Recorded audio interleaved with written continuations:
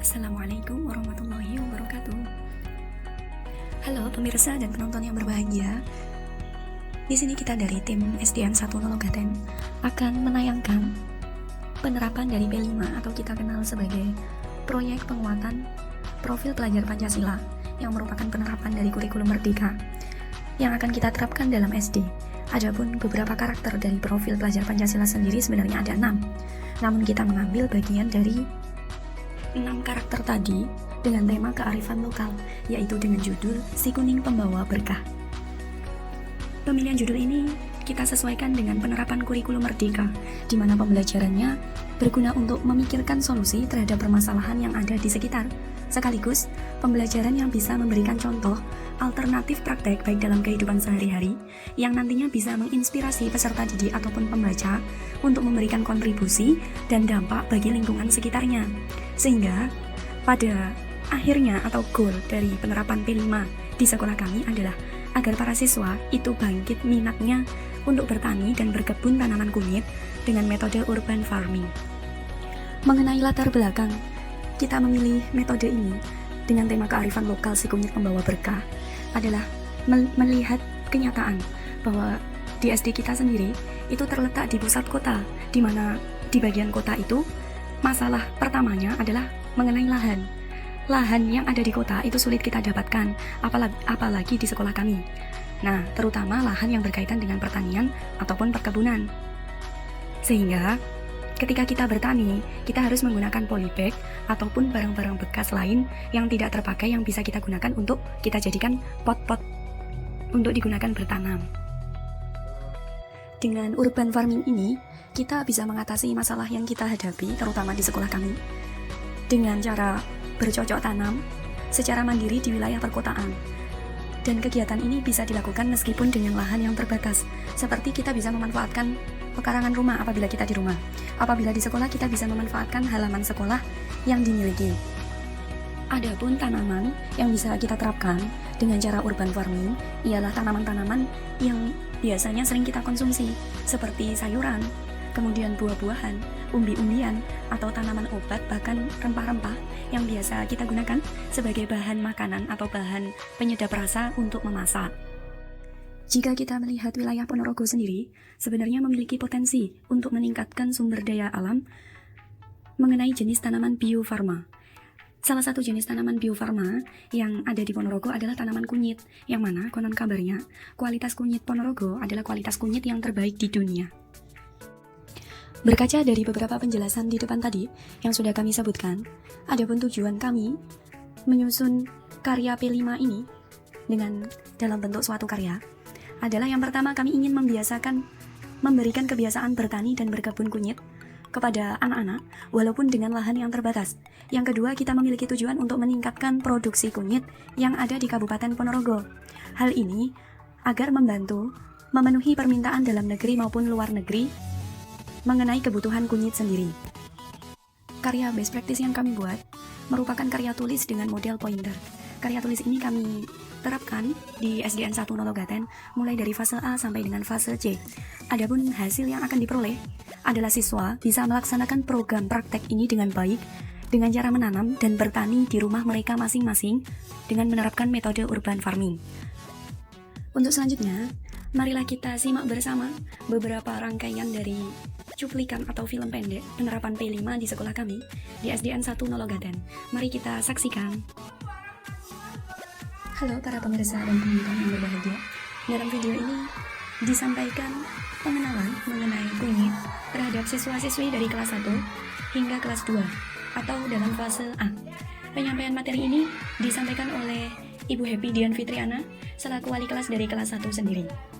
Dalam video ini peserta didik dikenalkan mengenai jenis-jenis kunyit, bagaimana bentuknya dan seperti apa, sehingga mereka akan mengenal dan bisa membedakannya.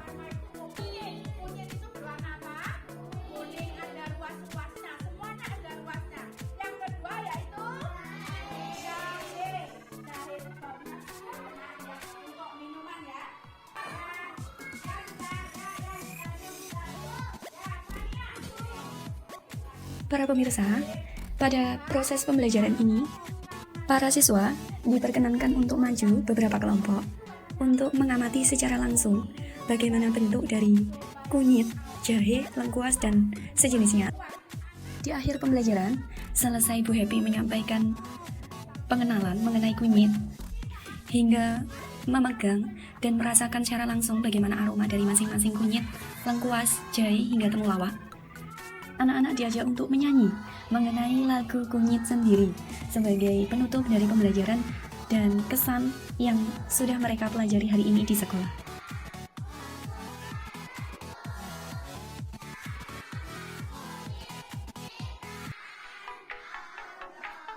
Halo pemirsa dan para penonton.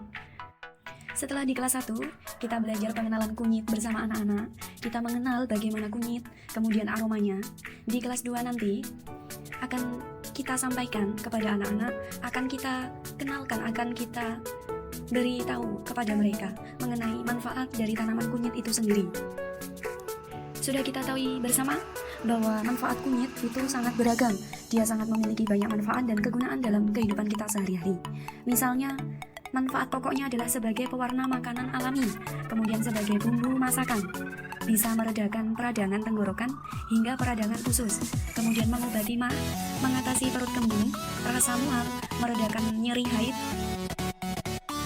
Oke teman-teman, sekarang kita masuk pada fase B, yaitu untuk kelas 3 dan kelas 4. Adapun pembagian materi dari P5 ini adalah di kelas 3, anak-anak akan mengenal bahan-bahan yang diperlukan apa saja untuk proses menanam kunyit. Kemudian di kelas 4 akan dilanjutkan cara merawat kunyit hingga pemanenannya. Berikut kita sampaikan beberapa bahan yang harus disampaikan untuk menanam kunyit. Yang pertama yang kita butuhkan adalah rimpang. Rimpang kunyit atau disebut juga dengan kunyit yang sudah tua. Kemudian tanah gembur, kompos, pupuk kandang, pot polybag atau bisa juga dengan kaleng cat bekas, paralon ataupun dengan botol air bekas. Yang terakhir adalah kita membutuhkan pecahan batu, bata atau genteng. Nah, ini bisa kita lihat bersama anak-anak dari kelas 4.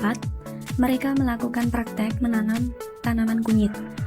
Adapun langkah-langkah dalam menanam kunyit, yang pertama adalah proses pembibitan, yaitu pembibitan dilakukan dengan mengambil rimpang yang sudah tua atau empu dari kunyit itu sendiri.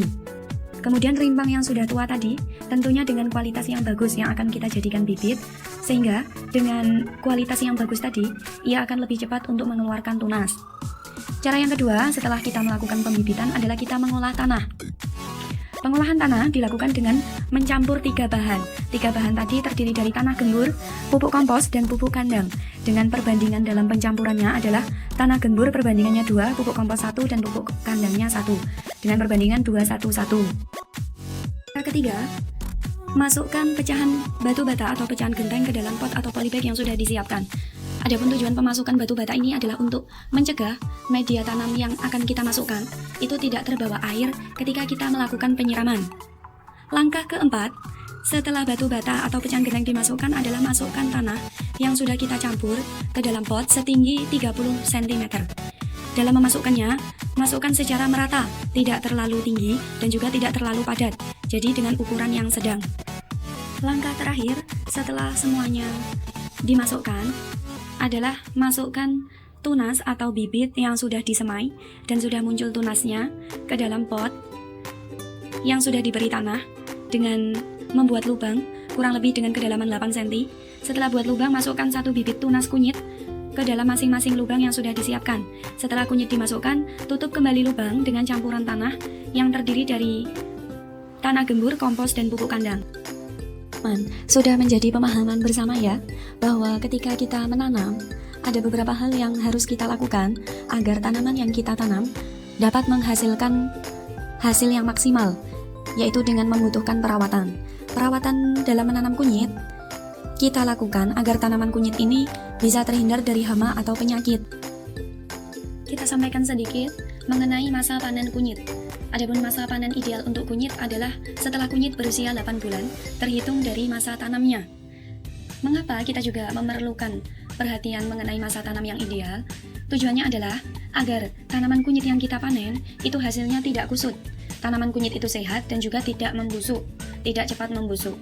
Beratnya pun juga ideal dan dia akan tetap segar meskipun disimpan dalam waktu yang lama. Dalam penyiraman juga tidak bisa kita siram setiap saat, yaitu dilakukan 2-3 kali sehari. Dan sebaiknya penyiraman dilakukan pada sore hari. Mengapa demikian? Karena jika dalam penyiraman kita terlalu banyak, akan mengakibatkan bibit rimpang tadi cepat membusuk. Baik teman-teman, dalam video ini kita tidak menyampaikan bagaimana fase C itu berjalan, karena kita masih menerapkan kurikulum merdeka hanya pada kelas 1 dan kelas 4. Kita ambil fase A dan fase B. Adapun fase C ini nantinya akan kita terapkan untuk kelas 5 dan kelas 6. Yaitu dalam fase ini adalah fase penjualan atau fase pemasaran dari kunyit yang sudah kita tanam. Kunyit-kunyit yang sudah kita tanam akan kita olah menjadi produk yang bermanfaat untuk kemudian bisa kita pasarkan kepada penjual-penjual. Kita bisa menjual rimpang yang kering dalam bentuk gelondong atau irisan-irisan. Produk lain yang akan kita jadikan rencana ke depan adalah kita akan mengolahnya menjadi olahan minuman seperti jamu tradisional, yaitu jamu kunyit asam. Kata penutup dari kita, ketika masyarakat perkotaan berani melakukan perubahan dan mau merubah kebiasaan, tentu saja itu akan berimbas pada keadaan. So, jadilah pelaku dari perubahan-perubahan tersebut di masa yang akan datang dan masa yang sekarang. Carilah ilmu dan pengalaman yang sebanyak mungkin. Jangan batasi kreativitas-kreativitas yang dimiliki oleh peserta didik kita. Bekali dan dampingi mereka hingga mereka bisa mencapai tujuannya dan menjadi manusia yang seutuhnya. Terima kasih. Wassalamualaikum warahmatullahi wabarakatuh.